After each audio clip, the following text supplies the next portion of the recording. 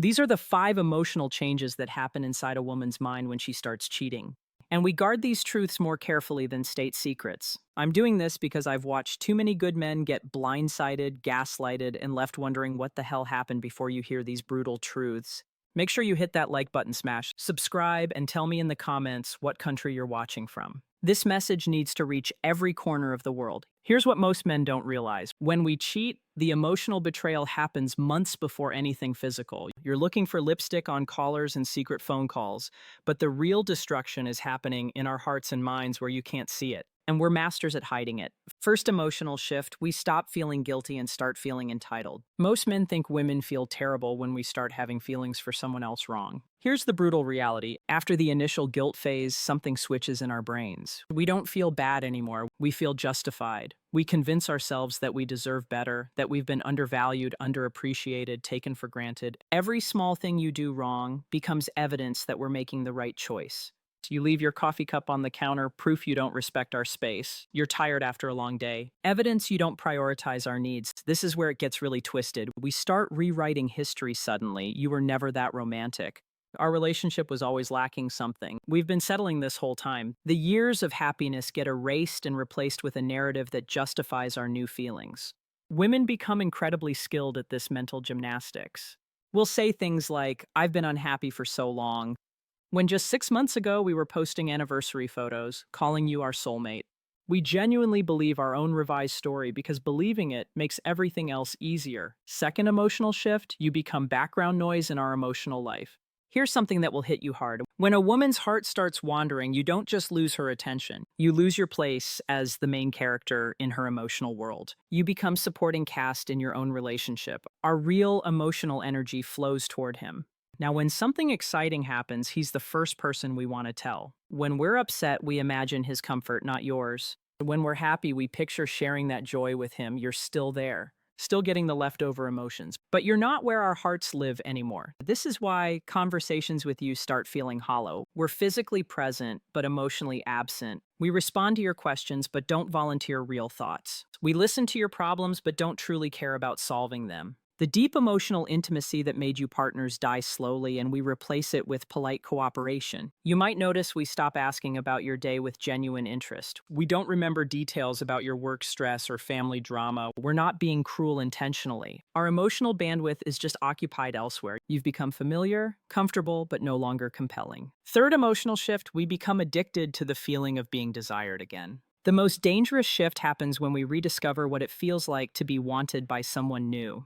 This isn't just about attention, it's about feeling alive again in ways we forgot were possible with him. We feel mysterious, interesting, beautiful. Every text message sends electricity through our bodies. Every glance feels loaded with possibility. Every conversation makes us feel clever and captivating. It's intoxicating in ways that long-term relationships simply cannot match. Compared to this rush, everything about our established relationship feels dead. Your predictable good morning kisses can't compete with his unexpected messages. Your comfortable silences feel awkward next to his exciting conversations. Your steady love feels boring compared to his uncertain but thrilling attention. We start chasing this feeling like addicts. We dress differently when we know we'll see him. We find excuses to be in the same places. We manufacture reasons to text or call.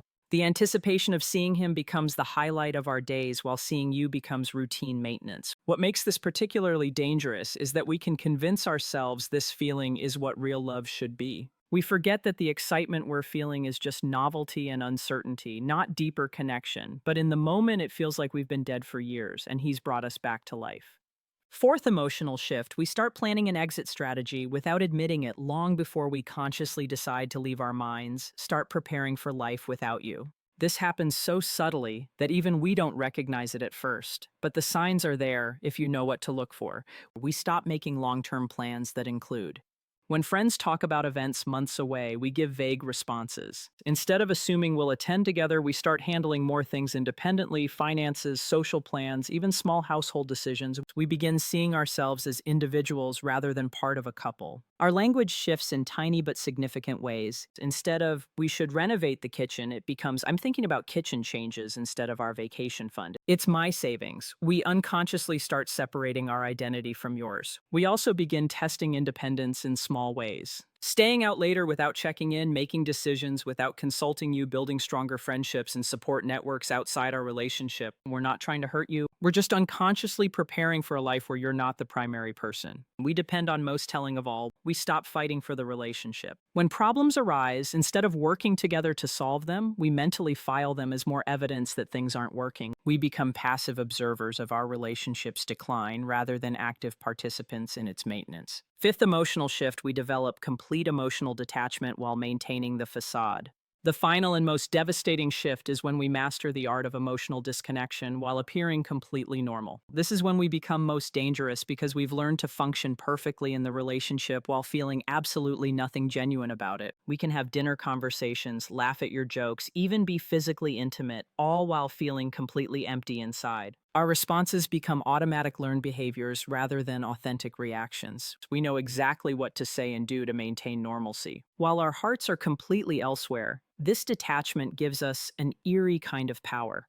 Arguments don't affect us the way they used to because we're not emotionally invested in the outcomes. Your moods don't influence ours because we're not truly connected to your emotional state. We become like actors playing the role of your girlfriend or wife. The most chilling part is how easy it becomes. We can look you in the eye and say, I love you while feeling absolutely nothing. We can discuss future plans we have no intention of keeping. We can comfort you through difficult times while secretly counting days until we can leave long-term relationships. No matter how healthy, cannot maintain the chemical rush of new attraction indefinitely. Some women accept this reality and choose commitment over chemistry.